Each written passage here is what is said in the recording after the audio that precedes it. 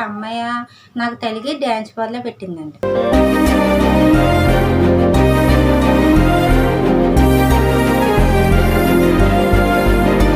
10,000తో 5,000తో నీకెందుకని డబ్బులు తినేసే వండించుకుంటే.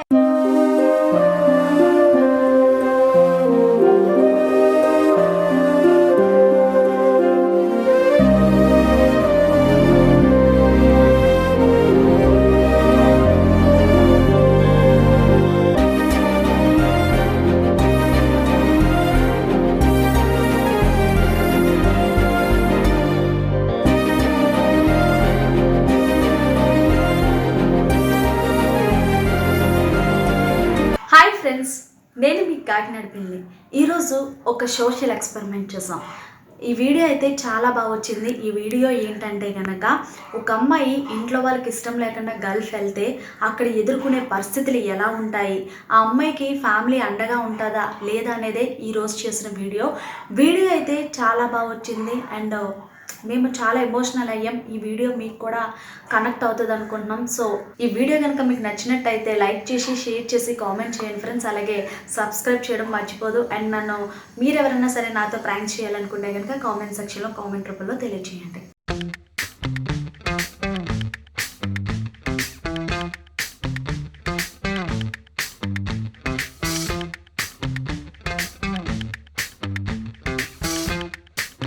మీ పేరేంటి? నా పేరు అండి గడ్డం లక్ష్మి. మీకు పెళ్ళయ్యి ఎన్ని సంవత్సరాలు? 12 సంవత్సరాలు అవుతుంది. 12 సంవత్సరాలు. మీకు పిల్లలు ఎప్పుడు పుట్టారు? పిల్లలు అంటే ఇలా అడుగుతున్నానని ఏమనుకుంటే, ఏంటంటే నేను ఆడపిల్లనే కాబట్టి నేను చెప్తాను దానికే కదండి. నేను గల్ఫ్ దేశాలు వెళ్ళానండి. కోటి వెళ్ళి బాగా సంపాదించాను, పెద్ద బిల్డింగ్ కట్టాను మస్కపిల్లో. తర్వాత బంగారం అది తెచ్చాను, నా పేరుని ఆస్తుంది. ఇలాగా నేను మళ్ళీ వెళ్ళినాడికి ఏజెంటు. ఎన్ని సంవత్సరాలు ఉన్నారు గల్ఫ్లో? ఒక ఇంట్లో 6 సంవత్సరాలు 6 నెలలు చేశానండి. అక్కడ ఏం చేయాలి గల్ఫ్లో? అలాగే అరబీ వాళ్ళకి వంటలు చెయ్యాలి. ఇంకేమన్నా ఇబ్బందులు పెడతారా? ఈ ఇబ్బందులు ఏముండవంటే నచ్చితే జీతాలు బాగా. ఇప్పుడు గల్ఫ్ దేశాలకు వెళ్ళిన తర్వాత ఆ అమ్మాయిల్ని ఇలా వాడుకుంటారు, అది ఇదని ఉన్నాయి కదా, అదేమి ఉండదా? ఉండదండి. అందరు మంచిగా ఉంటారు. మంచిలో ఒక్కొక్క ఇల్లు మంచిది ఉంటదండి, ఒక్కొక్క ఇల్లు అయితే చాలా టార్చర్లు పెట్టారండి. ఒక పోలీస్ అతను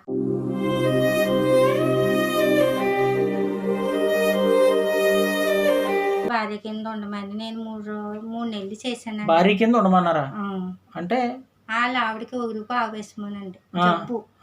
ఇంక భార్య కుదరతలేదని నన్ను ఉండమన్నారండి.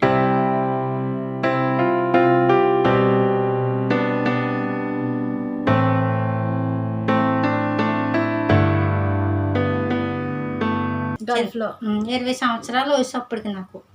ఉండమంటే నాకు బెంగ వచ్చేసండి. అప్పుడు నాకు తెలిసి తెలతో సరిగ్గా ఆవిడ ఏం చేశానంటే భోజనం చేయకన్నా అలాగా ఉండిపోతే తినకన్నా ఆఫీస్కి తీసుకెళ్ళి వదిలేసాడండి. చచ్చిపోతానేమో.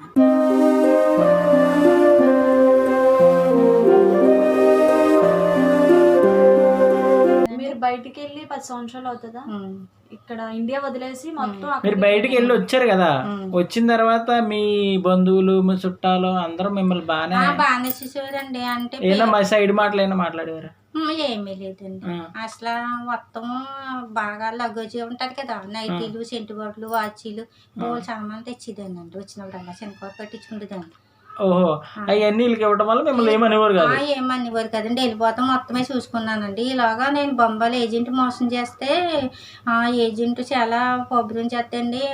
ఎలాగైతే ఏజెంట్ దాంట్లో తొలిగిపోతే ఒక అమ్మాయి నాకు తలిగి డ్యాన్స్ బార్లో పెట్టిందండి.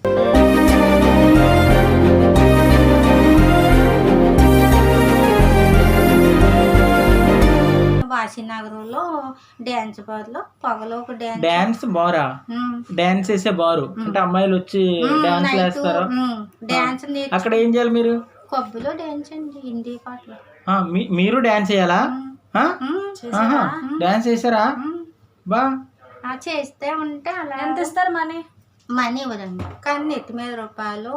దండలు మాత్రం మనకి ఎంత వచ్చినా కస్టమర్లు వేసినవి మనయ్య. డబ్బులు వేస్తారా? డబ్బులు దండలు నెత్తి మీద రూపాయలు వేస్తారండి. వేసినవి అన్నీ మనకి. దండ అయితే 100కి 30 రూపాయలకి అమ్మేసినాం చేతికి.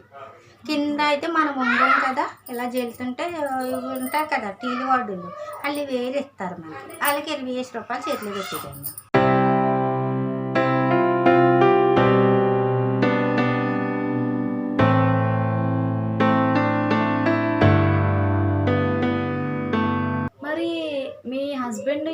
మా హస్బెండ్ కూడా తీసుకెళ్ళి దేవెట్టేసి మళ్ళీ ఇంటికాడ ఉండేవాడు. బొంబాయిలో అతనే చేసుకున్నాడు. అదేంటి బొంబాయిలో ఆయన చేసుకున్నాడు మిమ్మల్ని. అక్కడికి వెళ్ళిన తర్వాత మీరు అక్కడే పెళ్లి చేసుకున్నారు, బొంబాయిలో ప్రేమించి పెళ్లి చేసుకున్నారు. అతనే కావాలని చేసుకున్నాడండి. అతనే పనిలో తీసుకెళ్ళి దేవెట్టి కూడా మళ్ళీ తీసుకెళ్ళినప్పుడు వచ్చి కూడా తీసుకెళ్ళి. మరి ఇప్పుడు ఆయన ఎందుకు వదిలేశాడు? వదలలేదు. మా పరిస్థితులతో అది మొదలైపోయింది. ఆస్తి లాగేసుకున్నారు కదా. మా కన్నా నాతో రక్త సంబంధం నా తమ్ముడే. కట్టు బట్టలతో నన్ను బయటికి తరివేసి అన్ని తీసుకున్నారు. మరి నువ్వు పోలీస్ కేసు కంప్లైంట్లు ఉన్నాయి, ఎస్పీతో మాట్లాడి అన్నీ ఉన్నాయండి. ఏది ఏడుస్తున్నారు? అంతా పోగొట్టుకుంటే ఇలా ఉన్నానండి.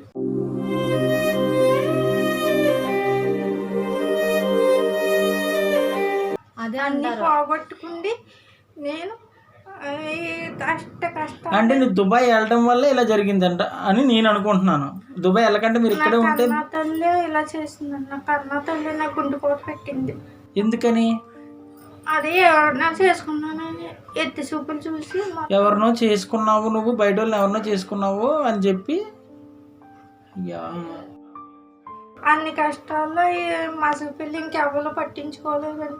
గుడ్డలు లేక హాస్పిటల్లో ఉండి అక్కడక్కడ ఉండి ఆ గిన్నెలతో అన్నీ చేసి అలా గుడ్లు కొనుక్కొనికి వెళ్తే బట్టల సాగుకారు తెలిగి నువ్వు అమ్ముకో నీకు వేస్తామా అని అలా ముగ్గురు సాగుకారు తెలిగి బోలు బట్టలు వేస్తూ ఉంటే అలాగ అమ్ముకుంటే ఎస్పీ గారు రామారెడ్డి గారు తెలిగి. ఇప్పుడు ఎంత ఆస్తి? నువ్వు 6 సంవత్సరాలు అంటే మినిమం 6 సంవత్సరాలు అంటే సంపాదించింది అలా మీ అమ్మోళ్ళకి మీ తమ్ముడులకి పెట్టావు. వాళ్ళు నేను బాగా చూసుకుంటారు కదా అని. ఇంకేదో అండ కావాలని నువ్వు ఆయన పెళ్లి చేసుకున్నావని నేను బయటకు గెంటేశారు. అదేనా జరిగింది?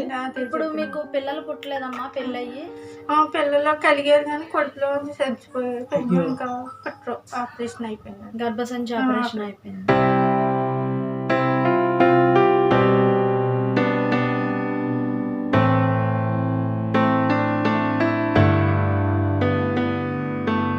ఏమన్నా సంపాదించావా ఇప్పుడు? ఇప్పుడు పెంచడానికి ఇలాగా ఎన్నో ఉడుచుకుంటే తింటాక లోటు లేకుండా. లోటు లేదు, బాగానే. ఇప్పుడైతే నీకు బాగానే ఉంది, బాగానే వ్యాపారం బాగానే జరుగుతుంది. మీ ఆయన ఏమైనా డబ్బులు పంపిస్తారా? పంపిస్తారా? ఎంత పంపిస్తారు? ఎప్పుడో 5 నెలలకు 6 నెలలకి 5,000 వేస్తారు. మీ అమ్మగారు 5 నెలలకి 6 నెలలకి 5,000 వేస్తారు అంతే. అదేనా అడిగేగా బతిమాలగా.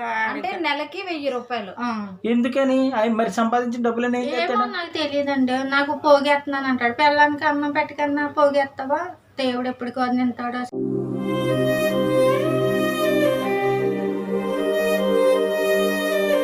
చాలా మంది ఆడవాళ్ళు చాలా తెలివిగా ఉంటున్నారు కదా. మరి నువ్వు పేపర్లు ఇవన్నీ రాయించుకోలేదా?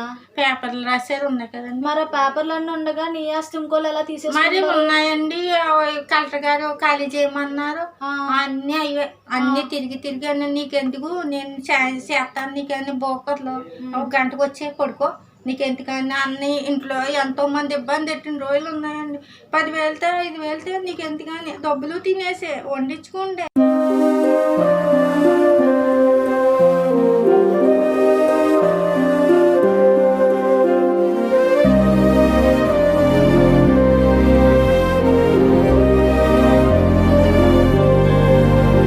చెప్పలేకపోతున్నారంటే ఆ బాధ మాకు కంపల్సరీ అర్థమైపోద్ది. అందుకే ఎవరిని నమ్మనండి నేను సాధారణంగా. సరే అమ్మా, నువ్వు నీ వ్యాపారం ఎవరిని నమ్మక మంచిగా చేసుకో. బతుకున్న రోజులు మేము కూడా నీకు ఎప్పుడైనా సరే, నా పేరు రవి, ఎప్పుడైనా సరే అండగా ఉంటాను. నీకు ఏ అవసరం వచ్చినా సరే నాకు ఫోన్ చేయి. ఎస్వి అన్నావు కదా, ఎస్వి లాగే నన్ను కూడా తమ్ముడు అనుకొని నాకు ఫోన్ చేయి. రవి తమ్ముడు ఇదిగో ఇలా నాకు ఈ అవసరం వచ్చింది ఏడకో, సరేనా? ఏమో నిన్ను మా దగ్గరికి ఎందుకు పంపించాడో. ఏది అవసరం ఉన్నా సరే రవి తమ్ముడు ఉన్నాడు, ఫోన్ చేయాలి అని చెప్పి ఫోన్ చేయి, సరేనా? ఏడకో. నీ కష్టాన్ని నమ్ముకున్నావు.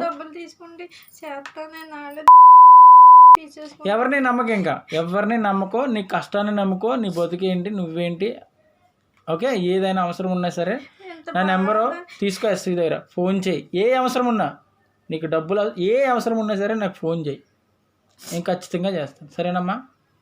ఏడకు. ఎంత బాధ కొడుకుని నా కష్టం ఇదని చెప్పుకోకన్నా. సరే సరే సరే